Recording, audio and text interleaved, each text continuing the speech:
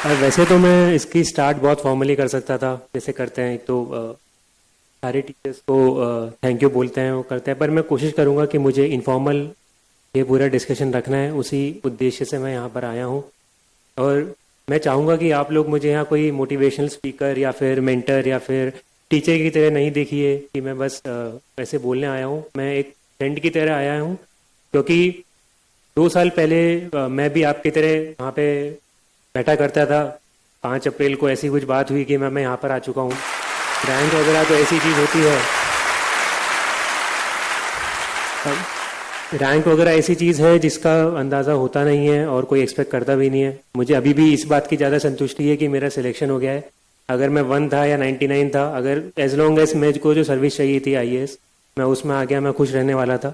और वही खुशी आज भी है। तो एक मैं एक्सप्लोर आईएएस का जितेंद्र सर का थैंक यू बोलूँगा कि मुझे यहाँ पे बुलाया और ये प्लेटफॉर्म दिया। और आप सब इलाहाबाद वासी, पहली बार ये मैं यूपी में आया हूँ, पहली बार इलाहाबाद आया हूँ। और सबसे पहले आप सबका शुक्रिया कहना चाहूँगा कि इतना आदर सम्मान आप लोग मुझे दे रहे हैं। बहुत सारी बातें हैं बोलने के लिए, तो अपन स्टार्ट करते हैं। मैं सीधे पॉइंट पे आता हूँ, जो भी इम्पोर्टेंट बातें हैं वो करता हूँ। एक मैं ये बोलूँगा कि 2 साल पहले जब मैंने स्टार्ट करा था, मैं एक सीनियर से मिलने गया था दिल्ली में। उनसे मैं मिलने गया, कुछ डाउट्स पूछने थे। प्रीलिम्स का 1 महीना बचा होगा उनका, वो मेरे से बात करने आए। उन्होंने मुझसे पूछा कि बताओ क्या बात करनी है। तो मैं ऐसे जनरल गाइडेंस लेने लग गया कि सर कैसे स्टार्ट करते हैं, ये क्या करते हैं। तो उन्होंने मुझे बहुत सिंपल बात बोली कि तुमने कभी किसी का ब्लॉग पढ़ा? इतने सारे टॉपर्स ने ऑनलाइन लिख रखा है, या इतने सारे लोगों ने ऑलरेडी इतनी बातें बोल रखी हैं, वो तुमने पढ़ी हैं? मैंने बोला नहीं सर। तो उन्होंने बोला कि नहीं, पहले जाओ वो पढ़ कर आओ, उसके बाद में जो डाउट्स हैं वो तुम मुझसे आगे पूछोगे, तो तुम डाउट्स भी अच्छे पूछोगे और मैं जवाब भी अच्छे दे पाऊंगा। तुम्हारा भी टाइम बचेगा, मेरा भी टाइम बचेगा। तो उस वक्त मेरे को वो बात थोड़ी अखरी कि यार इन्होंने तो मेरे को कुछ बिना बताए यहाँ से भेज दिया। तो मैं जिस इंटेंशन से गया था, जो मेरा मोटिव था कि यार कुछ तो पता चलेगा, वो उन्होंने बताया नहीं। तो उन टीचर की, उन सर की, सीनियर की बात मेरे को आज वो पता चलती है। और वो बात मैं बोलूँगा कि सबसे पहली वो टिप थी मेरी यूपीएससी को रिलेटेड। और वो टिप आज मुझे पता चलता है कितनी ज़्यादा इंपॉर्टेंट टिप है कि आप सबको भी वो चीज़ करनी पड़ेगी, आप सबको भी वो काम करना पड़ेगा। मैं यहाँ पे आके 10 बातें बोल सकता हूँ, मैं यहाँ पे आके 50 बातें बोल सकता हूँ, बट एज लॉन्ग एज आप वो चीज़ें नहीं समझते हैं, आप खुद से उसके ऊपर विचार नहीं करते हैं, वो सब आपके कान पे पड़ेंगी, निकल जाएंगी। मैं भी यहाँ पर आया हूँ, तो अगर आप सब लोग यहाँ पर इस हॉल के अंदर हैं या जो भी वीडियोस पे देख रहे हैं, आप सब किसी पर्टिकुलर रीजन से यहाँ पर आए हैं, कोई कारण है आपका यहाँ पे होने का, तो कोशिश करिए कि वो चीज़ आप समझ पाएं। आप यहाँ पे कोई मूवी देखने नहीं आए कि हॉल में जाके 1-2 घंटे बैठ के मूवी देख के आ गए। यहाँ पे या कहीं पे भी इन जनरल लाइफ में ज्ञान बहुत जगह मिलता रहता है, ज्ञान बहुत सारे लोग बोलते हैं। वो कौन सा ज्ञान आपके काम का है, उसको कैसे पिक करना है, उसको कैसे अपनी ज़िंदगी में अप्लाई करना है, वो आपकी रिस्पॉन्सिबिलिटी है। तो इसलिए आराम से सुनिए जो भी मैं बोल रहा हूँ, कोशिश करिए क्या आप पे अप्लाई होती है, क्या आप पे रिलेवेंट है। मैं ये नहीं बोलूँगा कि मैंने जो भी बात बोली सब सत्य है। मेरा एग्ज़ाम एक बार में क्लियर हो गया, तो मैंने जितनी गलतियाँ करी होंगी वो हाइड हो चुकी हैं, किसी को पता नहीं चला मैंने क्या गलतियाँ करी हैं। 4 अप्रैल तक मैं जो भी करता था, जो भी सोचता था, वो मेरी खुद की थिंकिंग थी, वो मेरा खुद का पढ़ने का तरीका था। फिर वो रिजल्ट आया तो अब सब कोई उसको जानने लगा, सब उसको सही मानने लगा कि यही सही तरीका है। सही तरीका कुछ नहीं होता है, सही तरीका आपका जो तरीका है जिससे आपको समझ में आता है वो सही तरीका है। इसलिए जो भी, ना केवल मैं, आप कहीं से भी, इवन कोई टीचर भी या कोई भी फीडबैक आपको मिल रहा है, तो आपको एक बार समझना है कि वो आप पे कितना लागू होता है। उसके बाद में ही आपको उसे अपने स्ट्रैटेजी के अंदर डाल के आगे बढ़ना है। कोई आपको यहाँ पे कोई जड़ी बूटी नहीं देगा कि यार ये चीज़ कर लो तुम एग्जाम क्लियर कर लोगे। जितेंद्र सर ने कल बात बोली थी, इलाहाबाद में फेमस है, बाबा बनाते हैं। वो सब लोग फालतू की बोल के चले जाते हैं, बोलते कि ये कर लो वो कर लो, वो कुछ नहीं होता है। करना सब आपको है, ये एग्जाम पूरा आपका है। मैंने भी कोचिंग करी थी, उसके बारे में थोड़ा बताऊंगा, बट उसका भी एक लिमिटेड रोल था। उसके ऊपर मुझे भी साल भर बहुत मेहनत करनी पड़ी थी, उसके बाद में वो रिजल्ट आया था।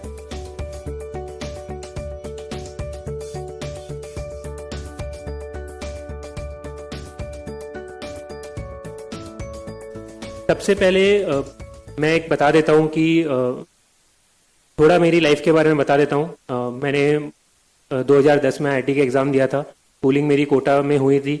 एंड बचपन से मुझे साइंस बैकग्राउंड में ज़्यादा इंटरेस्ट था, सोशल साइंस अपनी सिविक्स, ज्योग्राफी, हिस्ट्री, इन सब में बिल्कुल भी इंटरेस्ट नहीं आता था। मेरी कोशिश थी कि भाई 10वीं क्लास तक, बोर्ड तक एक बार पढ़ के इनको हटा दूं, फिर 11th के बाद में तो आएगा भी नहीं। बिल्कुल इंटरेस्ट नहीं था, मैं एकदम दूर भागता था उनसे, एकदम रट्टा मार मार के उनको मैंने निकाला था, क्योंकि मेरा पूरा मैथ्स वगैरह में इंटरेस्ट था। फिर कोटा में वैसे एनवायरनमेंट भी होता है, तो मैंने आईआईटी का एग्ज़ाम दिया, वो एग्ज़ाम भी क्लियर हो गया। फिर मैं आईआईटी बॉम्बे गया वहाँ ग्रेजुएशन करने। तब मेरे फादर ने मुझे बचपन से भी बोला था, और फादर मेरे सिविल सर्विसेज में ही है। पहले वो आरएएस थे, राजस्थान एडमिनिस्ट्रेटिव सर्विस में, अभी उनका प्रमोशन हो चुका है, वो आईएएस में है।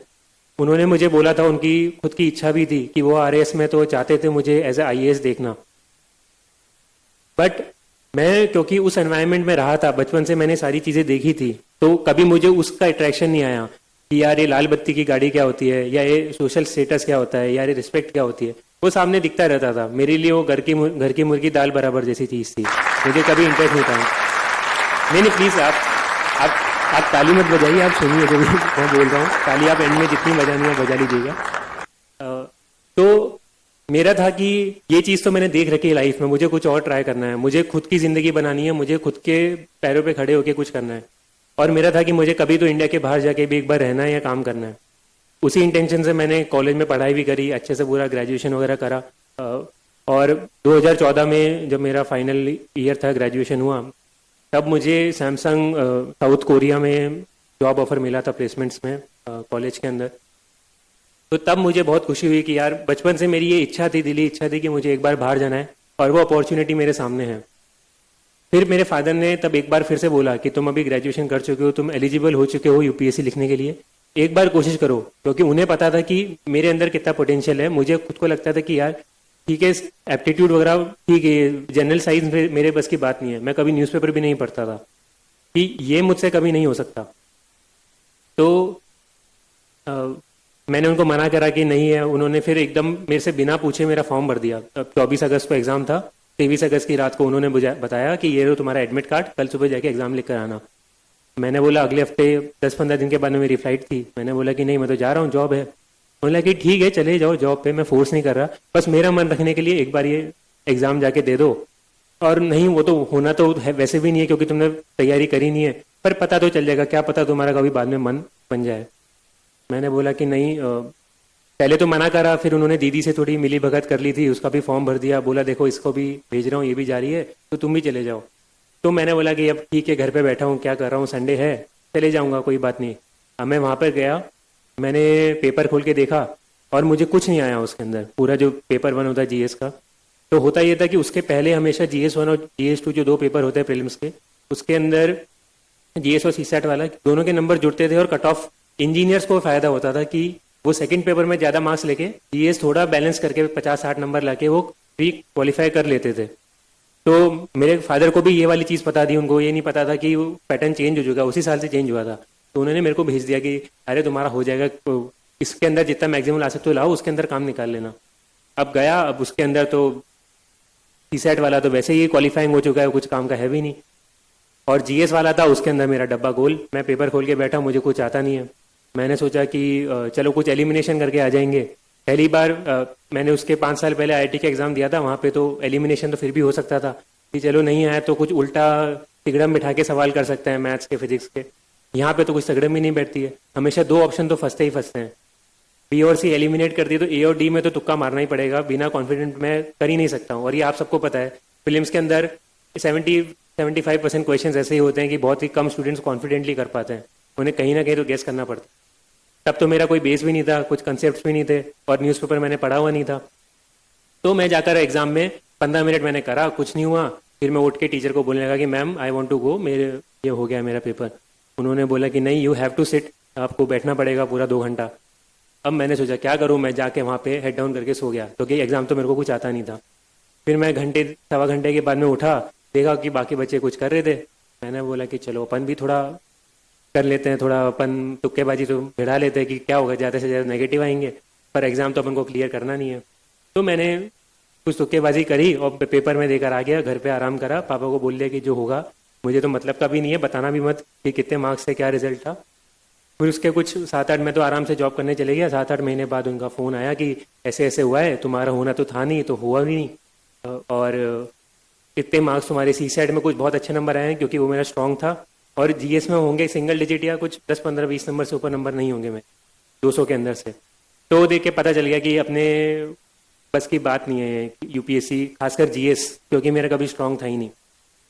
फिर मैंने बाहर, जो मेरा इंटेंशन था कि बाहर नौकरी करी, कभी बीच में यूपीएससी के लिए सोचा भी नहीं, क्योंकि मेरा था कि अभी नौकरी मिली इसमें अच्छे से करना है, मुझे ध्यान भी अपना कहीं और बांटना नहीं है।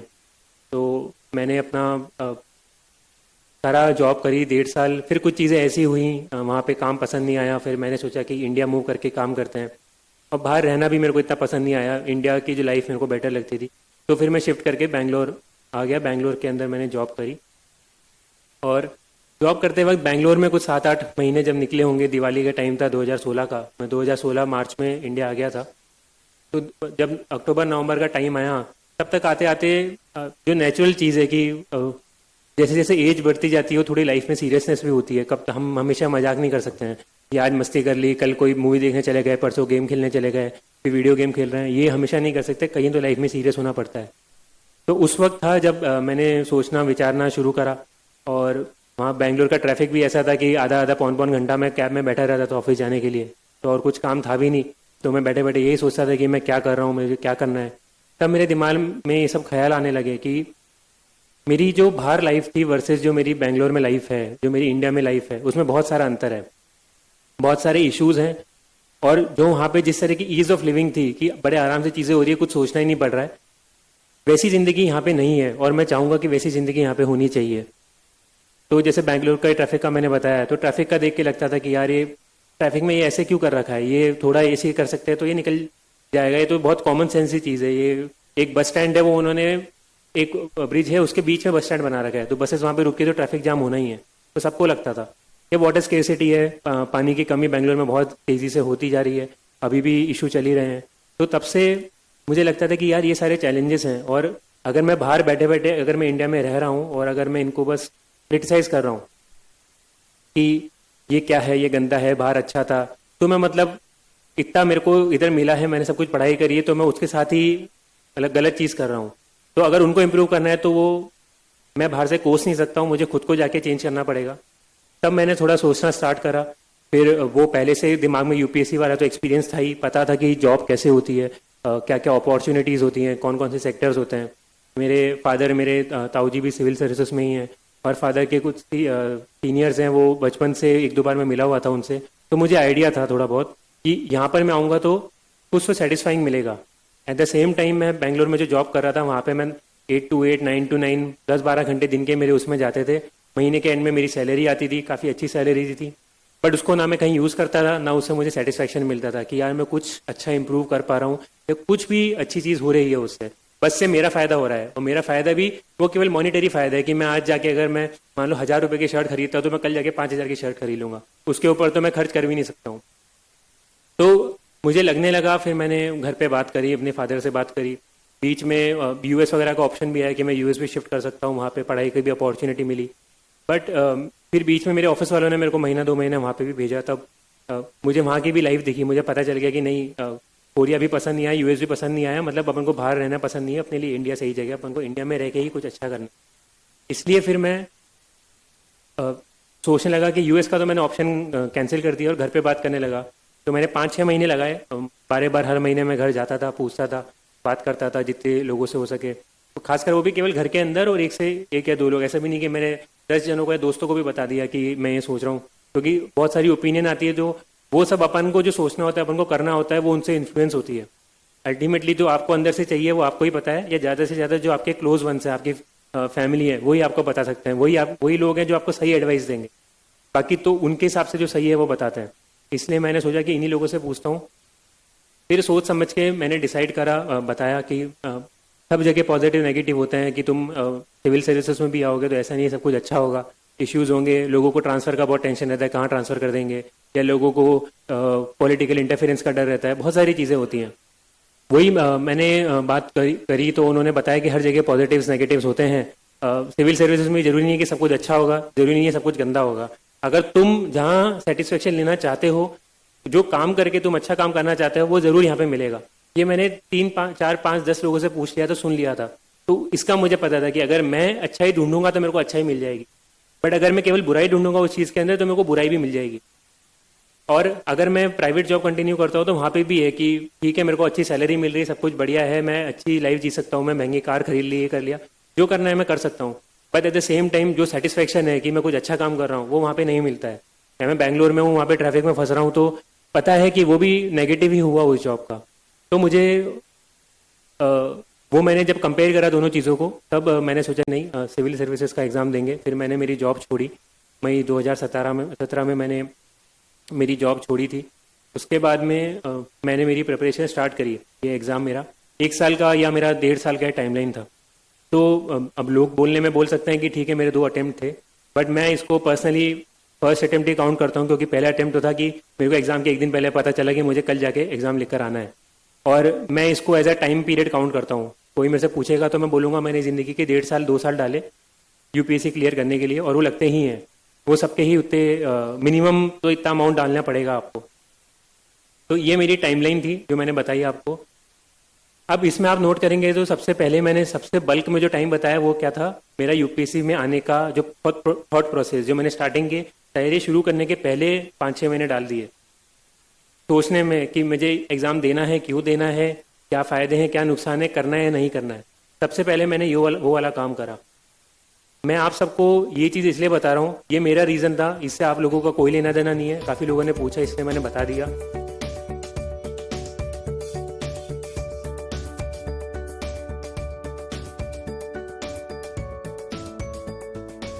हर किसी का खुद का कुछ रीज़न हो सकता है। किसी के घर वाले बोलते हैं, किसी के घर वालों की इच्छा होती है, किसी को सही में समाज कल्याण करना होता है, किसी को भाई वो सोशल स्टेटस पसंद है, किसी को लाल बत्ती की गाड़ी, किसी को वर्दी पसंद है।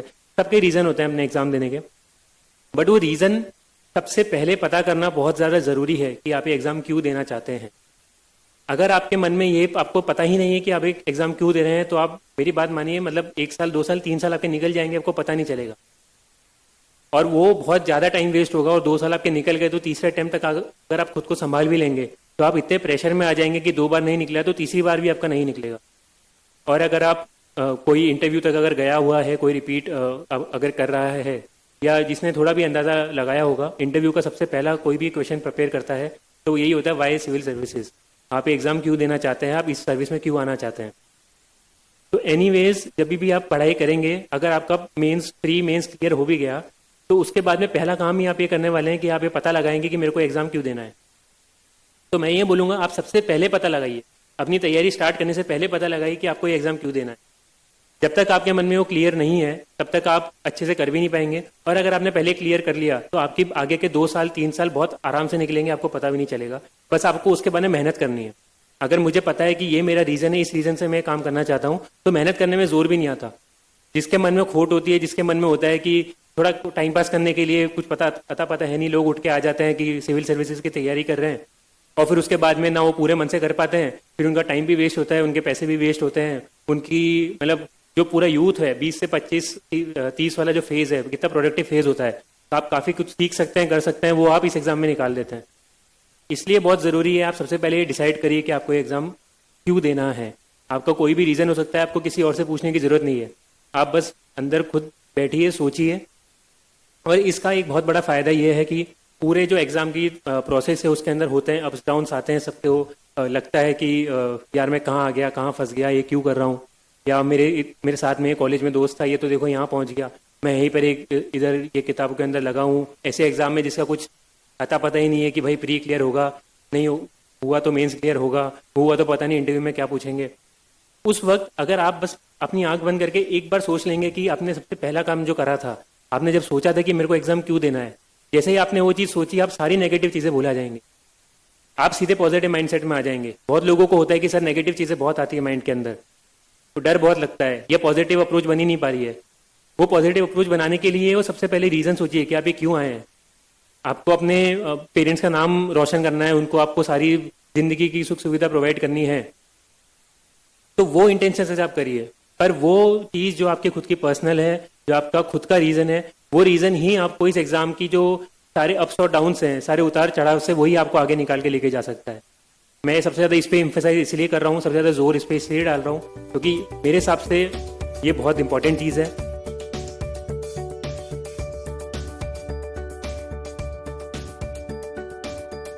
उसके आगे की चीज़ें अगर मैं बताऊं तो ये करने के बाद में आपको पता होना चाहिए कि एग्ज़ाम क्या है, कितने फेज होते हैं, कितने स्टेज होते हैं, एक स्टेज में कितने नंबर पूछते हैं, वो जुड़ता है नहीं जुड़ता, ये क्वालिफाइंग है, ये इसके मार्क्स जुड़ते हैं, ये सब्जेक्टिव है ऑब्जेक्टिव है, कब कब होते हैं, कितने टाइम का गैप मिलता है। ये हो गया। तो अब आपको देखना है कि सवाल कैसे पूछे जाते हैं, सिलेबस क्या है, कि भाई पढ़ना क्या है। आपने डिसाइड तो कर लिया कि आपको पढ़ना है, अब आपको पता ही नहीं है कि क्या पढ़ना है। आपको पॉलिटी आती नहीं है, आपको पॉलिटी से डर लगता है, आपने जाके पढ़ना स्टार्ट कर दिया, महीने भर बाद में आपको पता चल रहा है कि यार इसमें तो पॉलिटी भी पढ़नी है, फिर आप सोचने लग जाएंगे। इसलिए ज़रूरी है कि वो चीज़ें पता होनी चाहिए। उस चीज़ों को पता होने के लिए यूपीएससी ने सब कुछ प्रोवाइड कर रखा है। यूपीएससी ने आपको सिलेबस दे रखा है, यूपीएससी के पिछले साल के सारे क्वेश्चंस ऑनलाइन अवेलेबल है। आप वो क्वेश्चंस देखिए, खुद समझिए, आपको कोई समझाने नहीं आएगा इसके अंदर कि भाई ये देखो इसका ये मतलब, इसका ये मतलब। आपको खुद को समझना है बैठ के, एक बार में नहीं तो 2 बार 3 बार में समझ में आ जाएगा, पर वो करना है आपको। एग्जाम समझना है, एग्जाम क्या होता है।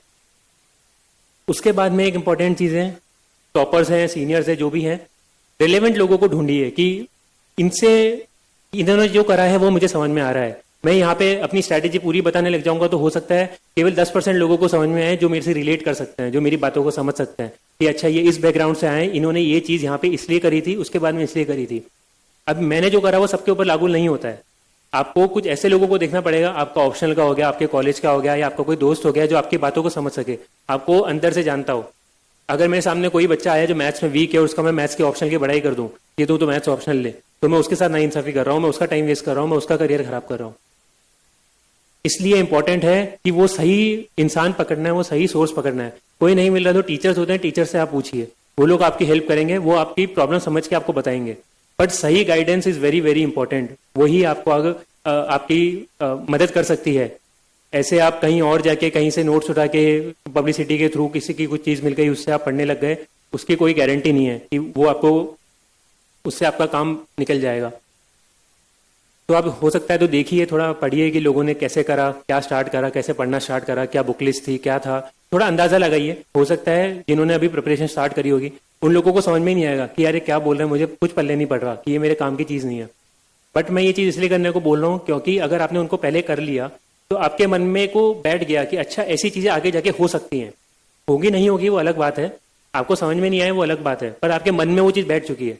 अगर 5-6 महीने के बाद में आपको कुछ हुआ सिमिलर चीज़ कि समझ में नहीं आ रहा है या डर बैठने लग गया, तो आपको वो ऐसे नहीं लगेगा कि ये मेरे साथ क्या हो रहा है। आप उसमें 3-4-5 दिन लगा नहीं देंगे, आपको सीधे समझ में आ जाएगा अच्छा मैंने ये कहीं पे पढ़ा था, किसी टॉपर ने लिखा था, उनके साथ भी सेम हुआ था, उन्होंने इस चीज़ को ऐसे ऐसे ऐसे ऐसे हैंडल करा था। आप विद इन 1 डे आप वापस से अपनी नॉर्मल स्टडीज में रिवर्ट कर सकते हैं।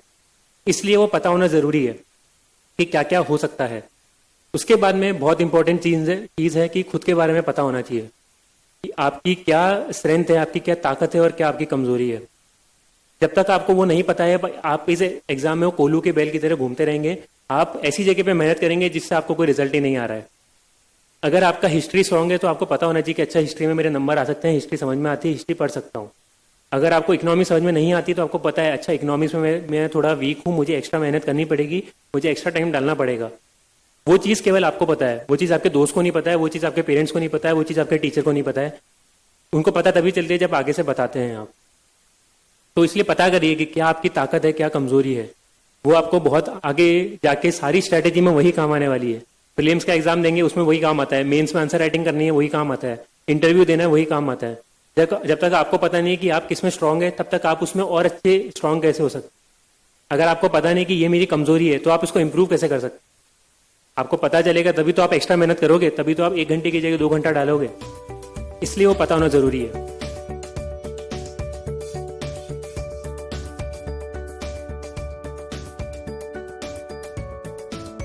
नेक्स्ट चीज है इसी से आगे जुड़ती है, वो होता है ऑप्शनल। ऑप्शनल बहुत लोगों को डाउट होता है कि क्या ऑप्शनल ले, कौन सा ऑप्शनल अच्छा है, ये ऑप्शनल अच्छा कर रहा है या बुरा कर रहा है, यूपीएससी इसमें स्केलिंग कर रहा है या इसमें नंबर कम आ रहे हैं, टॉपर इसमें कम आ रहे हैं, इसके नंबर तो इतने ज्यादा ही हैं। ये सारी साइड की चीजें हैं। उसके पहले इंपॉर्टेंट है कि आपको क्या चीज समझ में आती है, किस चीज को आप पढ़ सकते हैं। यहीं पे आपकी ताकत और कमजोरी का फायदा उठा सकते हैं आप। आपको पता है कि ये सब्जेक्ट मेरा स्ट्रांग है, इसको पढ़ सकता हूं, तो वो आपके ऑप्शनल की पॉसिबिलिटी है। जो आपका सब्जेक्ट ही वीक है, मैं टाइम ही वेस्ट नहीं कर रहा हूं उस ऑप्शन को सोचने के लिए, क्योंकि मुझे ये वाली चीज पता थी, मैंने ये चीज पहले कर रखी थी, मैंने मेरा option with in 5 minutes decide करा था। 5 मिनट मैंने सोचा, उसके बाद में मैंने दिमाग ही नहीं लगा कि मेरे को कोई और ऑप्शन लेना है, क्योंकि मेरे दिमाग में वो क्लैरिटी थी कि मुझे पता था मेरी मैथ्स स्ट्रांग है, मैं मैथ्स पढ़ सकता हूँ, मुझे मैथ्स पढ़ने में जोर नहीं आएगा। अगर मैं बोर होऊंगा मैं तभी भी उठा के रात के 12-2 बजे भी कोई उठा के बोले कि ये तुमको ऑप्शनल पढ़ रहा है, मैं पढ़ लूंगा। अगर मैं जीएस से कभी बोर हो गया, वही बार बार जीएस 1 2 3 4 कितनी बार पढ़ेंगे, बोर हो गया तो मैं उसे ब्रेक लेने के लिए मैथ्स पढ़ सकता हूँ। इन सब कारणों से मैंने मैथ्स पसंद करा। मेरे पास बहुत सारे बच्चे आके पूछा कि सर कौन सा ऑप्शन ले। अब मैं नहीं बता सकता, मैं किसी को बताता भी नहीं हूँ। आप में से भी कोई पूछा जाएगा तो मैं नहीं बोल सकता, क्योंकि मुझे पता नहीं है कि आपको क्या पसंद, वो केवल आपको पता है। हो सकता है कि आप 2-3 सब्जेक्ट्स में कंफ्यूज हैं, उसमें आप कर सकते हैं कि 2 सब्जेक्ट पे आइए, फाइनल में एकदम एंड में आप देखिए कि अब इन दोनों में कौन सा डिसाइड करूं। तब आप टीचर्स की मदद ले सकते हैं, तब आप थोड़ा पास्ट ईयर का देख सकते हैं कि क्या पूछा हुआ है, क्या पूछा जाता है, कितने मार्क्स आते हैं, वो चीज़ आप तब कर सकते हैं। स्टार्टिंग से ही आप 10 ऑप्शन खोल के बैठ जाएंगे, 10 की एनालिसिस जो बोलते हैं, एनालिसिस करने लग गए कि अच्छा इसमें इतने लोग जाते हैं, इतने सेलेक्ट होते हैं, इतने एवरेज मार्क्स हैं, इतने टॉपर के मार्क्स हैं, तो ये ऑप्शन अच्छा है। ये तो एक्सटर्नल चीज़ है, ये बाहर की चीज़ें आपके तभी काम आएंगी जब आपको खुद को पता है आपको क्या पसंद है। अगर आपको ये काम करना है तो पहले आप वो 2 ऑप्शनल पे आइए कि इन 2 में मैं सोचता हूँ कि मेरे को क्या करना है। वो दोनों 50-50 है, 60-40 है, तब आप सोच रहे हो। अगर आप कंफ्यूज हो तो आप हफ्ता 10 दिन ऑप्शनल का कोई टॉपिक उठा के पढ़ के देख लीजिए। आपको लगा कि पढ़ सकते हैं तो कंटिन्यू करिए, नहीं पढ़ सकते तो ठीक है, अब मैं ऑप्शनल पढ़ ही नहीं सकता तो मैं आगे क्यों बढ़ूँ। और कोशिश करिए कि कोई भी ईजी टॉपिक उठा के पढ़ना स्टार्ट करें। अगर ईजी टॉपिक ही मान लीजिए आपको 10 दिन में समझ में नहीं आ रहा है, मतलब वो ऑप्शनल आपके लायक है ही नहीं। अगर आप इजी टॉपिक नहीं समझ सकते तो हार्ड की तो बात भूल ही जाइए। और कभी ये गलती मत कीजिएगा कि आप हार्ड टॉपिक पहले उठा के पढ़ने लग जाए। हार्ड टॉपिक अगर आप पहले 10 दिन में पढ़ेंगे तो आप डर जाएंगे उस ऑप्शन को लेके कि यार कितना हार्ड है, समझ में नहीं आ रहा है। हर ऑप्शन में 2-3-4 टॉपिक ऐसे होते हैं जो हार्ड होते हैं। कोई भी स्टूडेंट हो उनको एक्स्ट्रा 10%, 20%, 30% एफर्ट उसके अंदर डालना पड़ता है। 2 की जगह 4 घंटे डालने पड़ते हैं उन टॉपिक्स के अंदर। तो अगर पहले ही टफ टॉपिक देखेंगे तो आप बायस हो जाएंगे, आपको डर लगने लग जाएगा, आप पहले से सोचेंगे ये ऑप्शन मेरे लायक नहीं है। और आप कंपेयर भी नहीं कर सकते। कंपेयर करने के लिए पता होना चाहिए कि क्या बैलेंस चीजें हैं, और इसलिए इजी टॉपिक आप पहले उठा के पढ़िए, आपको पता चल जाएगा। नहीं हुआ तो आप टीचर से पूछिए, उसके बाद में आप बाकी सारी चीजें कर सकते हैं। पर पहले, और ऑप्शनल बहुत इंपॉर्टेंट इसलिए है कि ऑप्शनल में टाइम वेस्ट नहीं करना है। अगर आपने मान लीजिए कोई ऑप्शन डिसाइड कर लिया है तो आप उस ऑप्शन से हटेंगे नहीं, आप उस ऑप्शन में पूरी जान डाल लेंगे अपनी। अगर आपने 1 महीने पढ़ा, फिर आपका दोस्त आके बोलता है कि अरे क्या पढ़ रहे हो, अच्छा ऑप्शन नहीं है, इसमें नंबर नहीं आता है, फिर आप खुद डाउट करने लगे कि हाँ यार ये सही बोल रहा है, तो आप वापस से ऑप्शन हट के कुछ और पढ़ने लग जाएंगे। अब आपकी 1 महीने की मेहनत वेस्ट हुई, फिर आपने जो स्पीड पकड़ी थी वो भी गई, आप नया ऑप्शन उठाएंगे, फिर पूरा टाइम वेस्ट। इसलिए जरूरी है कि अगर आपने कोई डिसीजन लिया है आपको उसे स्टिक करना है, उसको कंटिन्यू करना है फॉर सम टाइम, उसको छोड़ना नहीं है। और ये सब स्ट्रेटेजी के लिए, कि ऐसा नहीं कि आज ये कर लेते कल वो कर लेंगे, परसों ये कर लेते। आप कोशिश करिए कि ये चीज नहीं हो।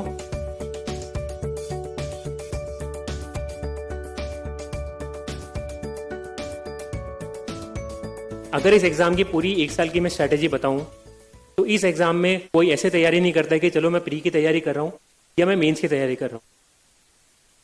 सब कोई इस हिसाब से पढ़ते हैं कि कॉन्सेप्चुअल चीजें समझे, बेस समझ में आए, बेसिक समझ में आए, उसके बाद में मेंस के पॉइंट ऑफ व्यू से पढ़ते हैं। जब प्रीलिम्स का टाइम आता है, 2-3 महीने होते हैं, तब सब लोग प्रीलिम्स पे ज्यादा फोकस करते हैं कि चलो थोड़े ऑब्जेक्टिव टाइप क्वेश्चंस कर लेते हैं, चलो थोड़े इंटेलिजेंट गेसिंग स्टार्ट कर देते हैं, थोड़ी टेस्ट सीरीज दे देते हैं, वो आप 3 महीने पहले करते हैं।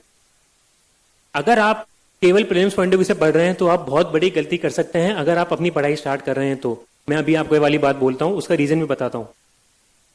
मान लीजिए आपने मेंस की तैयारी नहीं करी है, केवल प्रीलिम्स की तैयारी करी है कि प्रीलिम्स छोड़ देंगे, प्रीलिम्स के नंबर कहीं नहीं जुड़ने वाले। अगर 98 कट ऑफ है तो आप 98.05 नंबर पे भी आप प्रीलिम्स कट ऑफ पार करके क्लियर कर जाएंगे प्रीलिम्स। आपने अगर 98 की जगह 198 नंबर लेकर आ गए तो उसका कोई फायदा नहीं होने वाला है। तो इसलिए स्मार्टली आपको प्रीलिम्स को खेलना है। ज्यादा एफर्ट भी डालेंगे तो आपका टाइम वेस्ट होगा।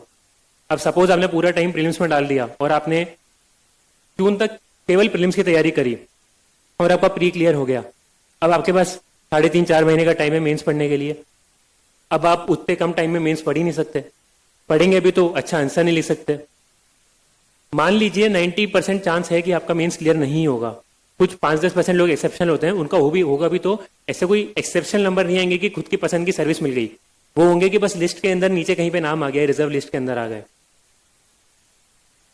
और सपोज आपने ये दे दिया, अपना मेंस भी एग्जाम दे दिया, 3-4 महीने थोड़ा घास काट के जल्दी जल्दी करके आपने अपना तैयारी कर ली और अब आप वेट कर रहे हैं रिजल्ट का कि मेंस का रिजल्ट देखते हैं क्या पता हो जाए। उम्मीद तो लगा रखी है, उम्मीद सबकी लगी रहती है। अब दिसंबर में मान लीजिए रिजल्ट आया और रिजल्ट 90% नेगेटिव ही आना है, और सपोज नेगेटिव आया, अब आपके पास कितना टाइम बचा है मेंस की तैयारी करने का? आपके पास 1 या 2 महीने हैं, क्योंकि मार्च से आप फिर से प्रीलिम्स की तैयारी करना शुरू कर देंगे, क्योंकि प्रीलिम्स का डर सबसे ज्यादा होता है लोगों को। फिर आपके पास केवल 2 महीने बचे, आप मेंस के अंदर आप पढ़ ही नहीं पाएंगे, आप एथिक्स नहीं पढ़ पाएंगे, आप GS3 नहीं पढ़ पाएंगे, आप GS2 नहीं पढ़ पाएंगे, आप हिस्ट्री नहीं पढ़ पाएंगे, आप सोसाइटी नहीं पढ़ पाएंगे। 2 महीने में कितना कर लेंगे? फिर आप वापस इसी चक्कर में फंस जाएंगे, फिर प्रीलिम्स की तैयारी करेंगे, फिर मेंस के वो क्लियर होगा, फिर मेंस के लिए पूरी तैयारी नहीं हो पाएगी, फिर मेंस नहीं हो पाएगा। इसलिए स्टार्ट करना बहुत इंपॉर्टेंट है। इसलिए मेंस से पॉइंट ऑफ व्यू से तैयारी करनी है। और मेंस का बहुत बड़ा इंपॉर्टेंट फैक्टर होता है ऑप्शनल। अगर आपको ऑप्शनल हैंडल है तो मेंस बहुत आराम से निकल जाएगा। इसीलिए मैंने बोला सबसे पहले ऑप्शनल खत्म करिए। अगर आप मान लीजिए मेंस के पॉइंट ऑफ व्यू से तैयारी कर रहे हैं, तो अगर आपने जितनी जल्दी अपना ऑप्शनल खत्म कर लिया तो आपने 1750 में से 500 नंबर का सिलेबस खत्म कर दिया है। उसके बाद में आप बाकी चीजें पढ़ सकते हैं। तो मैंने जब मेरी तैयारी स्टार्ट करी, मेरे दोस्त ने बहुत सिंपल सी बात बोली। मेरे दोस्तों ने मेरे को कुछ 5-10 टिप्स दी हैं। वो ऐसी थी कि मैंने उनको मतलब पूरा अच्छे से गांठ बांध ली कि ये तो मैं भूलना ही नहीं है, और जो उन्होंने बोला वो तो करके रहना है। उसमें से एक बात बोली कि ऑप्शनल सबसे पहले खत्म कर लो। मैंने वही करा। मैथ्स का ऑप्शनल बहुत हैवी ऑप्शनल है, कम से कम 1.5-2 गुना सिलेबस होगा उसका किसी दूसरे ऑप्शनल के कंपैरिजन में, और आराम से 7-8-9 महीने लगते हैं उसका ऑप्शनल। अगर मैं आराम से तैयारी करूं और वर्सेस कोई और ऑप्शनल तैयारी करूं, वो 3-4 महीने में कर सकता हूं। बट मुझे पता था कि मैथ्स मेरा जरूरी है, मैथ्स मुझे खत्म करना है, तो मैंने 4 महीने का गोल रखा कि मैं 4 महीने में मैथ्स खत्म करके रहूं। और मैथ्स मैंने लिया ये सोच के लिए कि ये मेरा एक्स फैक्टर है। ऑप्शनल आपका बहुत इंपॉर्टेंट है, ऑप्शनल आपका एक्स फैक्टर होने वाला है। ऑप्शनल ही ऐसा एग्जाम है जो आपको अच्छी रैंक दिला सकता है, जो आपको अच्छी सर्विस दिला सकता है, जो अच्छा काटा दिला सकता है। क्योंकि जीएस सबका बराबर होता है, किसी का पॉलिटी अच्छा है, किसी का हिस्ट्री अच्छा है, वो बैलेंस हो जाता है। कोई GS1 में 120 लाया तो GS2 में 80 नंबर लेकर आया है। पर ऑप्शनल ऐसा होता है कि किसी के अगर 250 नंबर है और आपके 300 नंबर आ गए तो आप 50 नंबर एक्स्ट्रा ला सकते हैं। इसलिए ऑप्शनल अच्छे से प्रिपेयर करिए, और ऑप्शनल जितनी जल्दी प्रिपेयर करके रख लेंगे, अगर आपका अक्टूबर तक ऑप्शनल खत्म हो गया, उसके बाद में आपको सोचने की जरूरत ही नहीं है। उसके बाद में आपको जीएस अपना पढ़ते रहना है, जीएस धीरे धीरे कवर करना है। फिल्म्स के लिए आप वैसे भी जीएस पढ़ेंगे तो फिल्म्स के टाइम पे भी अगर आप बेसिक्स पढ़ रहे हैं तो बेसिक्स आपको मेंस में भी काम में आएंगे ही। फिल्म्स का जो पढ़ा है उसमें थोड़ा सी एक्स्ट्रा ऐड करना पड़ता है, आपके मेंस के नोट्स और मेंस की तैयारी हो जाती है। पर अगर आप ऑप्शनल पढ़ भी रहे हैं तो शुरू में जीएस भी ऐसे नहीं कि पूरा छोड़ दिया। जीएस भी आपको स्टार्ट करना है, जीएस भी आपको देखना है, एनसीईआरटी पढ़नी है, सिलेबस देखना है, क्या इंपॉर्टेंट चीजें हैं वो भी धीरे धीरे चलती रहनी चाहिए। बट जो पहले जो 4 मंथ्स है उसमें मेजोरिटी जो सबसे ज्यादा आप टाइम डालेंगे वो आप ऑप्शनल के अंदर डालेंगे, ऑप्शनल खत्म करेंगे। और ऑप्शनल खत्म हो गया उसके बाद में फिर आप जीएस पे आएंगे। फिर अगले जो 4 महीने हुए, नवंबर, दिसंबर, जनवरी, फरवरी, इसको भी मैं 2-2 महीने में ब्रेक करता हूँ। ये 2.5 महीने और 1.5 महीने में ब्रेक करता हूँ। अगले 2.5 महीने में क्योंकि आपका ऑप्शन हो चुका है तो आप उसका टाइम पूरा जीएस में डाल सकते हैं। अगर आप पहले दिन के 5 घंटे ऑप्शन में डाल रहे हैं तो आपको 5 घंटे जीएस में एक्स्ट्रा मिल रहे हैं। तो अगर आपने एनसीईआरटी पढ़ रखी है तो आप उसके नोट्स आपने बना रखे हैं, उसके बाद में आप थोड़ा आंसर राइटिंग में स्टार्ट कर सकते हैं। उसके बाद में आप थोड़ा अपना ये जो स्टैंडर्ड बुक होती है, एक स्टैंडर्ड बुक की बात कर रहा हूँ जो सब लोगों ने पढ़ी होती है, ऐसे नहीं कोई कहीं से बुक उठा के लिया है। जो सिंपल बुक होती है वो आप पढ़ना स्टार्ट करेंगे, उसके नोट्स बनाएंगे, उससे समझेंगे और टारगेट बना के सारे सब्जेक्ट खत्म कर लेंगे कि 10-15 दिन में 10-15 दिन में ज्योग्राफी, 15-20 दिन में पॉलिटी, फिर इकोनॉमिक्स, फिर हिस्ट्री, सारा ऐसे ऐसे खत्म हो गया। फिर 2.5 महीने निकल जाएंगे तो मैं जनवरी के मिड से फरवरी तक एक बार फिर से बोलूंगा कि आपको ऑप्शनल रिवाइज करना पड़ेगा। अगर आपने अक्टूबर में अपना ऑप्शनल खत्म करा है और आप प्रीलिम्स तक अगर ऑप्शनल नहीं पढ़ रहे हैं तो बीच में आपके कम से कम 8 महीने का इतना गैप आ चुका है कि आपने ऑप्शनल नहीं पढ़ा है, और उतने टाइम में आप काफी चीजें भूल सकते हैं। रिवीजन बहुत ज्यादा जरूरी है इस एग्जाम का। इसलिए वो जनवरी से फरवरी वाले टाइम में 40-50 दिन में वापस से बहुत जल्दी जल्दी अपना ऑप्शन रिवाइज कर लीजिए कि आप सेटिस्फेक्शन मिल गया कि ठीक है मैं प्रीलिम्स के बाद में ऑप्शन शुरू कर सकता हूँ। प्रीलिम्स अपना ऐसा होना चाहिए कि मतलब प्रिपरेशन ऐसी होनी चाहिए कि जिस दिन प्रीलिम्स का एग्जाम हो उसके अगले दिन अगर किसी ने आके बोला कि यार चलो मेंस देना है, अगले दिन मेंस का एग्जाम है, तो आपके हाथ पांव फूलने नहीं चाहिए कि अरे क्या बोल दिया, मेरी तो तैयारी नहीं है, मेरा तो ऑप्शनली प्रिपेयर नहीं है, मेरा तो जीएस प्रिपेयर नहीं है। कम से कम 50-60-70% तो अटेम्प्ट करके आ सकते हैं। इस लेवल का प्रिपरेशन आपका होना चाहिए टिल द टाइम प्रीलिम्स आपके हो रहे हैं। तो आपने ये फरवरी तक अपनी ये चीज कर ली, रिवीजन हो गया एक ऑप्शनल का, उसके पहले जीएस भी स्टार्ट कर दिया था। अब उसके बाद में जो अगले 3 महीने हैं प्रीलिम्स के पहले के, तब आप अच्छे से जीएस अपना कर सकते हैं। तब अच्छे से जीएस करिए, अच्छे से टेस्ट सीरीज करिए, जितनी टेस्ट सीरीज होती है, जितने क्वेश्चन हो सकते हैं पूरे प्रॉपर अच्छे से घर पे बैठ के या कहीं भी टेस्ट सीरीज में जाके टेस्ट सेंटर पे जाके आपको प्रॉपरली सारे कम से कम 40-50 क्वेश्चन पेपर तो सॉल्व करने पड़ेंगे प्रीलिम्स के। प्रीलिम्स का अननेसेसरी लोगों ने हवा बना रखा है, डर बिठा रखा है कि प्री क्लियर नहीं होगा, प्री मुश्किल होता जा रहा है। ये केवल और केवल मेंटेलिटी का गेम है, आपकी सोच का गेम है। अगर आपने खुद को बेवकूफ़ बना लिया कि मैं प्री क्लियर कर सकता हूँ तो प्री आधा आपका ऐसे ही क्लियर हो जाएगा। अगर आप पहले से डर बांध के बैठे हुए हैं तो आप प्री में आती हुई चीज़ें भी गलत करके आएंगे। इसलिए उस वक्त आपको प्री की तैयारी करनी है, पहले से ज़्यादा एक्स्ट्रा एफर्ट डालेंगे तो आपको फायदा नहीं होने वाला है। जैसे मैंने मार्क्स का बताया, आप 98 की जगह 198 नंबर भी लेकर आएंगे तो आप कुछ किसी और से 100 नंबर एक्स्ट्रा लाके अच्छी रैंक नहीं ला सकते हैं। इसलिए थोड़ा स्मार्टली आपको प्री को खेलना पड़ेगा। ह्यूमैनिटीज़ वाली साइड में मुझे ये लगता है कि बच्चों को थोड़ा ऑब्जेक्टिव अप्रोच पता नहीं होती है कि कैसे सॉल्व करना है, कैसे अप्रोच करना है। यहाँ पे मुझे एक थोड़ा, अभी जैसे बोलते हैं इंजीनियर्स की नंबर बढ़ता जा रहा है एग्जाम के अंदर, यहाँ पे मुझे लगता है कि प्री में थोड़ा सा फायदा लोगों को हो सकता है, क्योंकि ऑलमोस्ट जो भी इंजीनियर है उसने कभी ना कभी आईआईटी की तैयारी करी होती है, या अगर कोई साइंस में कोई और है तो उसने ऐसे किसी ऑब्जेक्टिव एग्जाम की तैयारी करी होती है। तो उनको वो पता होता है कि एग्जाम पेपर बैठ के वो टिक कैसे करते हैं, गोले कैसे भरते हैं, और कैसे आप 2 घंटे में पूरा पेपर मैनेज करते हैं। अगर आप ह्यूमैनिटीज वाली साइड से हैं तो आपको वो एक्स्ट्रा एफर्ट करना पड़ेगा। अगर आपको उन लोगों के बराबर आना है, अगर आपको उनकी तरह प्री भी क्लियर करना है, तो वो एक्स्ट्रा आपको 3 महीने में एफर्ट डाल के घर पे बैठ के मेहनत करनी पड़ेगी। जब आपका ये हो गया मान लीजिए प्रीलिम्स तक, उसके बाद में आप ज़्यादा सोचिए नहीं कि कितने मार्क्स आएंगे, ये आएगा, वो होगा, होगा नहीं होगा। फालतू की जो कट ऑफ प्रेडिक्शन लोग करते हैं वो सब बकवास होती है। सारे प्रेडिक्शन यूपीएससी के बकवास होते हैं। आप 3-4 दिन का अपना या 1 हफ्ते का ब्रेक लीजिए, फिर वापस से स्टार्ट करिए। अब आपको स्टार्ट क्या करना है, आपको अपनी आंसर राइटिंग अच्छे से और रिफाइन करनी है कि आंसर राइटिंग की प्रैक्टिस हो जाए। और 1 महीने जब तक प्रीलिम्स का रिजल्ट आता है, आंसर राइटिंग के साथ साथ आपको ऑप्शनल एक बार फिर से रिवाइज करना, क्योंकि आपने प्री दे दिया है। प्री के 10 बाद में वापस से जीएस तो नहीं पढ़ेंगे, तो आपके क्या बचा, या तो आपका एथिक्स बचा, या आपका ये ऑप्शनल बचा, या आपका आंसर राइटिंग बचा। तो एथिक्स हो सकता है कि लोग नहीं कर पाए तो आप आंसर राइटिंग और वो कर सकते हैं। अगर आपके पास टाइम है तो आप एथिक्स भी कर सकते हैं। आपने प्री के 1 महीने बाद तक ये चीज़ कर ली, प्री का रिजल्ट आ गया। अब आपको आपके पास में, क्योंकि आपने प्री के टाइम पे भी ऐसी प्रिपरेशन करी थी कि आपको जीएस की अच्छी नॉलेज थी, तो आप 10-10 दिन का टारगेट बना के सारे जीएस के पेपर, जीएस 1, 2, 3, 4 सब खत्म कर सकते हैं। कोई बड़ी बात नहीं है। 10 नहीं तो 12 दिन लगा के कर सकते हैं। 40 से 50-45 दिन में आपका पूरा रिवीजन खत्म हो सकता है। तो बीच में आप जा जाके टेस्ट सीरीज भी दे सकते हैं। टेस्ट सीरीज का मैं बताऊंगा टेस्ट सीरीज की इंपॉर्टेंस क्या होती है। ये टेस्ट सीरीज आपने दी, एग्जाम का अगर मान लीजिए 28 सितंबर को हमारा था, तो 30 अगस्त तक, 1 महीने पहले तक टेस्ट सीरीज लिखी। उसके बाद में टेस्ट सीरीज लिखने का कोई फायदा नहीं होता है, क्योंकि कॉपी चेक नहीं होती है। अगर कोई इतना खास है कि भाई 1 दिन में कॉपी चेक करके दे दे, वो बात अलग है। वरना आप अगर 1 महीने से कम टाइम बचा है, 20 दिन बचे हैं, और आप किसी भी इंस्टीट्यूट में जाके कॉपी सबमिट करेंगे तो बहुत कम चांस है कि वो कॉपी आपको चेक करके देने वाले हैं। इसलिए 1 महीने पहले आपने खत्म कर दिया। फिर लास्ट का 1 मंथ है, उसमें केवल और केवल रिविजन करना है।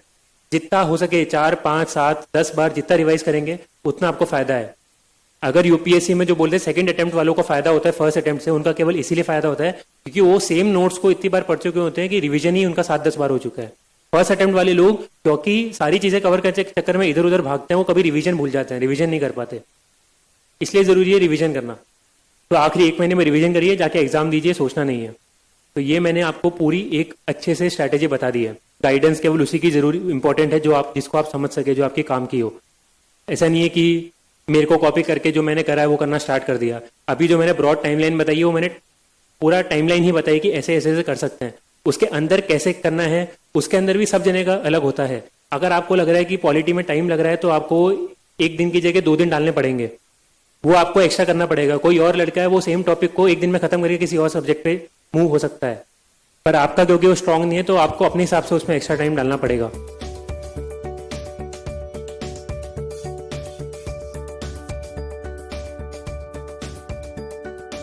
लोगों का मैंने देखा है कि बहुत ज्यादा वो लोग नोट्स के पीछे भागते हैं। जैसे जितेंद्र सर ने बोला कि बोलते हैं हमारे नोट्स काफी हैं। जो भी बोल रहा है हमारे नोट्स काफी है, वो बाबा बना रहा है, वो आपको बेवकूफ बना रहा है, वो आपको सबसे बड़ा फ्रॉड है। वो आपका एग्जाम नहीं क्लियर होने देना चाहता है, इसलिए बोल रहा है कि हमारे नोट्स काफी हैं। नोट्स किसी के काफी नहीं है, नोट्स मेरे काफी नहीं है। मैं मेरे नोट्स अगर आपको लाके दे दूंगा तो 99% चांस है कि आपका सिलेक्शन नहीं होगा। नोट्स वही काम के हैं जो आपने खुद से बनाए हैं और खुद से पढ़ के बनाए हैं। वो आप ऑनलाइन बना सकते हैं, वो आप ऑफलाइन बना सकते हैं, वो आप खुद से लिख सकते हैं, खुद से टाइप कर सकते हैं, बट खुद के बनाए हुए नोट्स ही सबसे ज्यादा जरूरी है। क्यों? क्योंकि जो खुद ने चीज लिखी होती है वो खुद को ज्यादा याद होती है कि हाँ ये मैंने लिखा था। आप अगर किताब से पढ़ते रहेंगे तो वो आपको लग रहा है कि मैं पढ़ रहा हूँ, पर वो दिमाग में आपके सेट नहीं हो रहा है। आपने लिखा है तो आपका दिमाग एक्टिव लर्निंग कर रहा है, आप लिखते लिखते उसको पढ़ भी रहे हैं और लिख भी रहे हैं तो याद भी हो रहा है। इसलिए बोलते हैं लिखना ज़रूरी है। नोट मेकिंग का मैं बोलूँ तो लोगों को डाउट रहता है कि सर आप ऑनलाइन नोट्स बनाए, ऑफलाइन नोट्स बनाए, जैसे पसंद है वैसे आप नोट्स बनाइए। कभी उसमें अधर झूल में नहीं रही कि मैं ये करूं या वो करूं, जैसे आपको सही बैठ रहा है वैसे करना है, कोई सही तरीका नहीं होता है। 10 टॉपर ऐसे होंगे जिन्होंने ऑनलाइन नोट्स बनाएंगे, 10 ऐसे होंगे जिन्होंने ऑफलाइन नोट्स बनाए होंगे, 10 ऐसे होंगे जिन्होंने बड़ी बड़ी किताबें लिखी होंगे, 10 ऐसे होंगे जिन्हें एक एक A4 साइज के पेपर पे नोट्स बना के काम चला होगा, जिससे आपको समझ में आ सकता है, जिसके अंदर आप अच्छे से इन्फॉर्मेशन लिख सकते हैं। सबके पास ऐसी इन्फॉर्मेशन होती है जो दिमाग में फिट होती है, कई ऐसी होती है जो याद नहीं होती है। तो जनरली याद नहीं होने वाली चीजें हम नोट्स में लिख देते हैं, क्योंकि जो याद वाली चीजें वो तो लगता है कि हाँ इतने बेसिक्स तो पता है, थोड़ी एक्स्ट्रा वाली चीजें लिखनी है। उस तरीके से नोट्स बनाइए जो आपको लग रहा है कि आपको जरूरत है। उसके अलावा कुछ गलतियां भी मैं बताता हूं जो लोग करते हैं। नोट्स का मैंने बता दिया, नोट्स के पीछे भागते हैं कि ये नोट्स सफिशिएंट है या ये नोट्स काम के हैं, ये नोट्स से क्वेश्चन पूछे जाते हैं।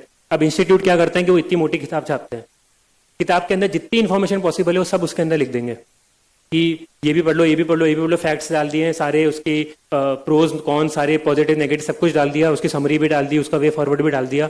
उसके बाद में जब क्वेश्चन पूछा जाएगा, यूपीएससी में आएगा, तो बोलेंगे कि देखो मेरी किताब में से क्वेश्चन आया है, मतलब मेरी किताब काम की है। अरे आपके लिए पहले उतना पढ़ना ही काम का नहीं है, उसके अंदर से भी हार्डली 10-20% चीजें होंगी जो आपके काम की होंगी।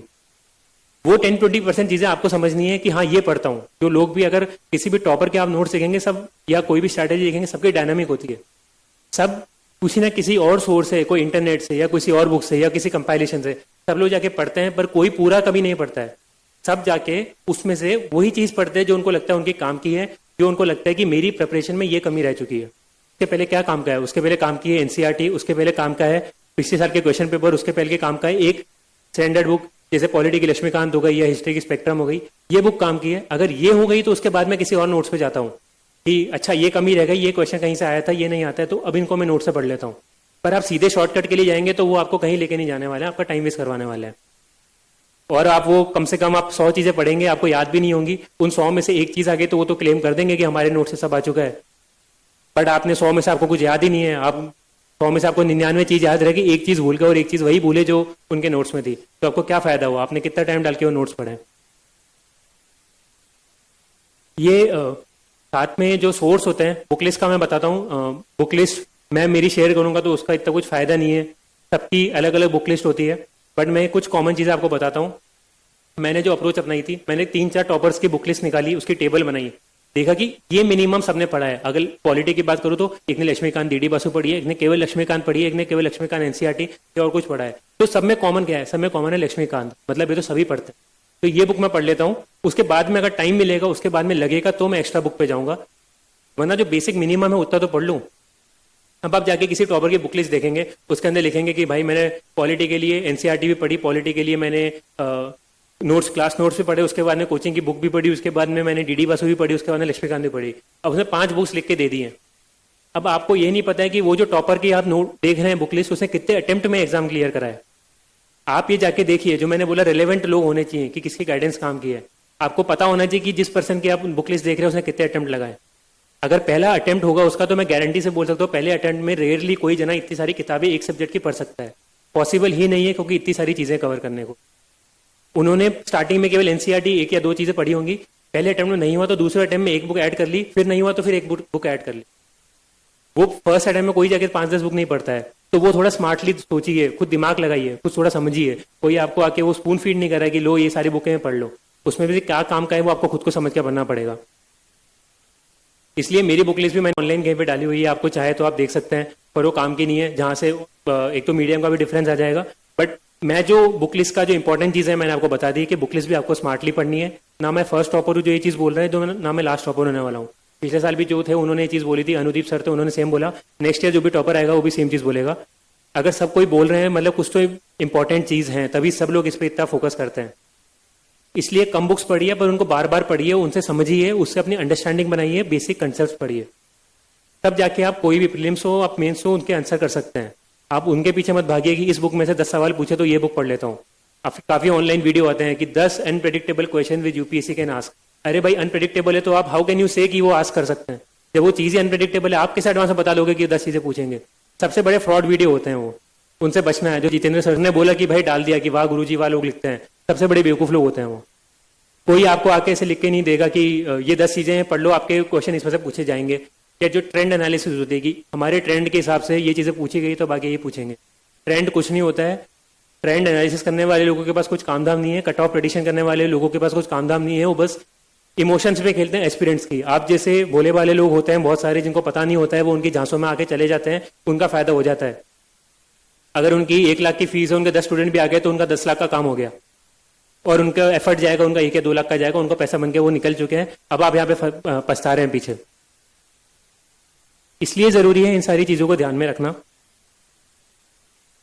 ऑनलाइन प्लेटफॉर्म्स का बता देता हूँ। ऑनलाइन प्लेटफॉर्म बहुत सारे आते हैं, लोग उनको फॉलो करते रहते हैं कि यहाँ से ये पढ़ता हूँ, वहां से वो पढ़ता हूँ, इधर से ये पढ़ता हूँ। पढ़िए, बट स्मार्टली पढ़िए। जो आपके काम की चीज है वो पढ़िए। अगर 10 वेबसाइट को यूज करते हैं तो 10 की 10 वेबसाइट को पूरी फॉलो नहीं करता है कि उनके उस पर जाके आंसर राइटिंग करी, उसके जाके कुछ उन्होंने करंट अफेयर्स भी पढ़ा, उसके ऊपर जाके उन्होंने क्विज भी दिए, उसके ऊपर जाके उन्होंने कुछ और इन्फॉर्मेशन भी ली। सब जने जाएंगे, एक वेबसाइट खोलेंगे या गूगल कर लेंगे XYZ टॉपिक, उसके आगे UPSC लगा दिया, गूगल के रिजल्ट आ गए, उस रिजल्ट के अंदर जाके उस वेबसाइट को खोल के जो काम की चीज थी वो पढ़ के आगे निकल लिए। ये स्मार्टली आपको चीज करनी है।